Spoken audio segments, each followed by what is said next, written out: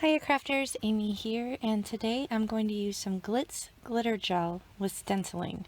Now you'll see I'm going to make some mistakes, but I'm going to show you how I made the most of it and was still able to use what I had. I have this gorgeous seedling stencil from A Colorful Life Designs, and I do have a coupon if you want to shop some stencils, so check the video description box below for that and the product details. I have a variety of Glitz Glitter Gels. I have some tools that I'm going to use to apply the medium and some regular 110-pound cardstock. Now to start, I'm going to temporarily tape this stencil down. I have some low-tack mint tape from scrapbook.com, and I'm just kind of figuring out what colors I want to use. Now, I was asked recently to work with this sort of medium for a video idea and also to use those items that just tend to sit on our shelves untouched. Now, I don't know about you guys, but I don't always have the best luck with this. I'm not always the most patient.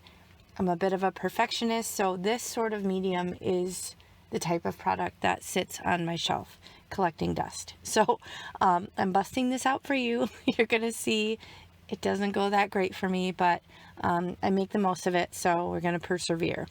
But anyway, I have some of this kind of laid down on this spreading tool from scrapbook.com, and it is a little bit chunky. I don't know if you saw, I did have the press and seal on it. This is what I use in order to keep it from drying out completely. But this particular medium, this Glitz Glitter Gel from Gina K, it does tend to separate. You'll see it kind of gets that milkiness, and then you kind of have to stir it all back together. So it was a little bit chunky. It is maybe on its last leg, but I was able to keep it from fully drying out with that press and seal. So any sort of paste or glitter gel or anything like that, you want to make sure you add that extra layer to keep it from drying out, because screwing the top on oftentimes isn't quite enough. So I do have that press and seal in my craft room that will likely last me until the end of time, but that's what I use to kind of keep it from, you know, getting completely hard on me. So anyway, I'm coming in with this other color here, and I decide to flip it over and start from the bottom, and I'm just kind of scraping it in, wanting those two colors to blend together. Now this looks very muted in my filming here, but it is actually a much brighter pink than it looks like. It looks almost like a, I don't know, like a peachy mauve or something, but it's really much more pink in real life. So here I'm going to pull it back. You're going to see boo hiss.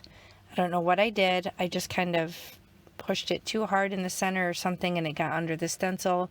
So it's kind of a mess. Anyway, I'm going to set that aside to dry. We'll deal with it later. Now, I don't want to waste all of this pink that I have on here, so I decided to kind of let it mix with whatever blue is on there and come at it again. Now, you do want to move relatively quickly because the stuff doesn't take super long to dry, and you don't want it to dry on your stencil.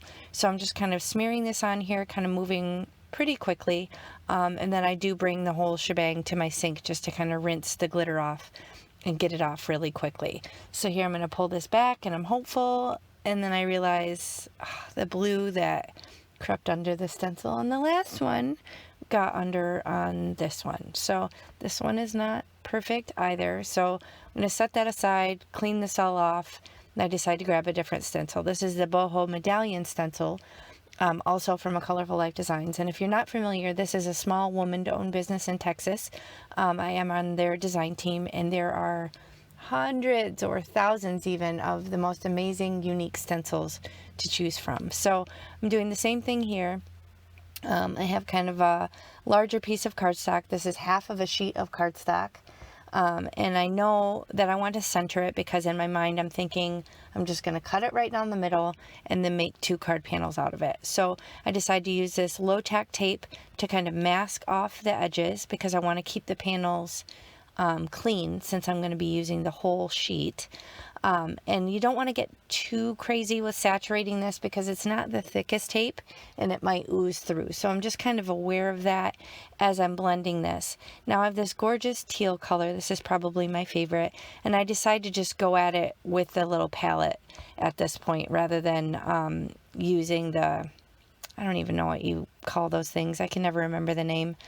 They remind me of I don't know, my husband uses them in the kitchen for his dough when he makes bread. But anyway, I decided to just use the palette this time and kind of, you know, put the paste all over manually rather than spreading it with the big tool, hoping that I'll have better luck. So I'm moving relatively quickly. I do have it sped up a little bit, but kind of pulling the excess and, you know, getting it all over my hands because, you know, I'm super graceful. And then I carefully peel back the tape and peel back the stencil, and voila, finally it works better.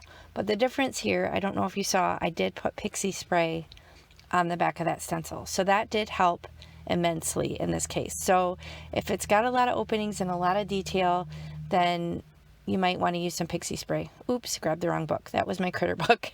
Anyway, I have my sentiment book here, and I decide I'm just figuring out what die cut sentiments I want to use. You can see I did cut down those panels and I attached them directly to card bases. It's 110 pound Nina Classic Crest Solar White. And I grabbed these delicate little die cuts that say congrats, and I decide to use those. I'm figuring out the composition, if I want it on the top or the bottom. But this is my storage solution to store my die cut sentiments, so I have a bunch of stuff ready to go, so I can create a bunch of cards quickly. So I'm just kind of flipping through, making sure that I want to do the same on both cards. And then here is a new to me product. This is Artist Tack. This is a micro dot adhesive sheets, and this is what I'm using now with my little delicate fiddly dies, so I don't have to use liquid glue and have them oozing all over the place. So this is the sheet that I've been using for a while. You basically just put it down, rub it, burnish it. I like to burnish it from the back, and then it applies adhesive to these fiddly little die cuts without having to mess with liquid glue. So this is a game changer for me, guys. I just recently did a video on this product, and I will link that in the video description box below as well, if you want to check that out or learn more about that. But I'm super excited about this because it doesn't have the little stringing bits that you get if you use like a Xyron sticker maker, and obviously you don't have the liquid glue oozing out on the side if you want to use that sort of medium. So I'm just using this micro dot sheet here and add the adhesive, push that down, and that is going to finish these two cards. Now here I'm going to show you another card that I made with the panels that I messed up. So I was able to kind of cut little pieces, parts of the panels that I did make to tie this one together, and I added a funny snarky sentiment.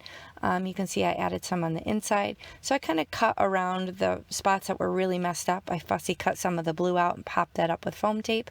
So you can work around it, even if it's not perfect. Don't throw it away. You can kind of chop it up and use it in a different way on your card. So I hope you enjoyed this. If you did, please hit the thumbs up and consider subscribing. And I appreciate you. I'll check you next time. Bye.